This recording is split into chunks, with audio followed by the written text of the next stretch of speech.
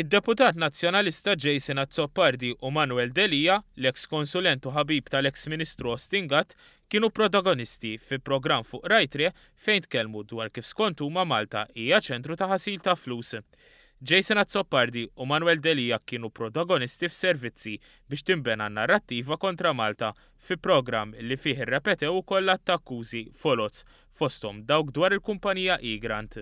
La lavanderia d'Europa. Le mafie italiane usano e hanno usato Malta come luogo di riciclaggio. Deli jenfasizza l-iktar fuq l-industrija tal-gaming li llum tagħmel 12% tal-ekonomija Maltija u timpjega mijiet ta' nies fuq il-programm tat-Taljani fetħela kontra tagħha.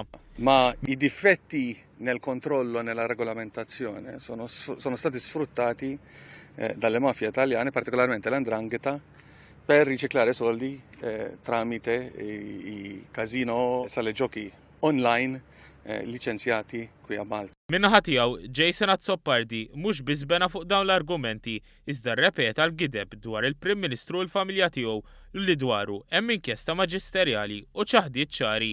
Titolare della terza società che è stata aperta proprio 24 ore, se non 2 giorni dopo le elezioni del marzo 2013, è la moglie del Primo Ministro.